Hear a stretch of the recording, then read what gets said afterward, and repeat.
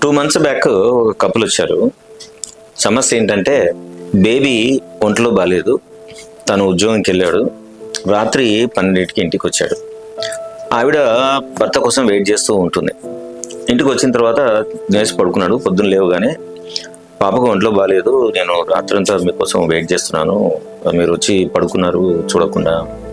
అంటే నాకు ఎట్లా తెలుస్తుంది జన్మసేన, నువ్వు చెప్పాలి కదా, ఆల్రెడీ మెసేజ్ నువ్వు చూసుకోలేదు మెసేజ్ అనగానే సర్లే బాగవుతుంది. సో దిస్ కన్వర్జేషన్ ఫస్ట్ పాపకు జ్వరం వచ్చిందనే సంగతి తనకు మెసేజ్ చేసినా చూసుకోకపోవడం, ఆఫీస్ నుంచి లేట్గా రావడం, అక్కడి నుంచి ఫ్రెండ్స్కి దగ్గరికి వెళ్ళి మళ్ళీ లేట్గా రావడం, వచ్చినా సరే ఏం జరిగిందని తెలుసుకోకపోవడం, ఇవన్నీ కూడా తల్లి హృదయంలో విపరీతమైన బాధను, భార్య హృదయంలో విపరీతమైన బాధను ఇన్ఫ్లిక్ట్ చేసింది.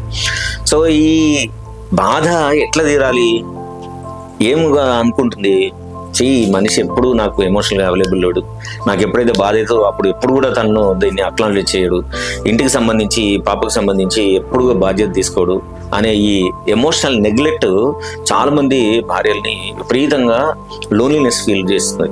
దాంతో వాళ్ళకి విపరీతమైన డిస్టర్బెన్స్ జనరేట్ అవుతుంది. అది డిప్రెషన్కి దారితీస్తుంది. అది ఎఫెక్ట్ పిల్లల మీద పడుతుంది. పిల్లల జీవితం అంతా కూడా అది లైఫ్ అంతా వెంటాడే ఒక ట్రామా ఎక్స్పీరియన్స్గా మారేందుకు ఎక్కువ అవకాశం ఉంటుంది. కాబట్టి ఎప్పుడైనా కానీ అవతల వ్యక్తులు వాళ్ళకు ఎమోషనల్గా చాలా అవసరం ఉంది అనిపించినప్పుడు వాళ్ళకున్న ఫీలింగ్స్ని మనం ఏం చేయాలి, అక్నాలెడ్జ్ చేయాలి. వాటిని టోటల్గా బిలీటిల్ చేయడం, లేకుంటే అసలే పట్టించుకోకుండా ఉండడం, దీన్ని ఎమోషనల్ నెగ్లెక్ట్ అంటారు. ఈ ఎమోషనల్ నెగ్లెక్ట్ వల్ల మీ మధ్య విపరీతమైన డిస్టర్బెన్స్ క్రియేట్ అయ్యేందుకు అవకాశం ఉంటుంది. కాబట్టి ఎప్పుడైనా కానీ ఎమోషనల్గా డిస్టర్బెన్స్ అయినప్పుడు దాన్ని అక్నాలెడ్జ్ చేయడం, దాని దగ్గరికి వెళ్ళి దాని గురించి మాట్లాడడం వల్ల మీ రిలేషన్షిప్ బెటర్ ఉండడానికి అవకాశం ఉంటుంది. ఏమంటారు? Please take care.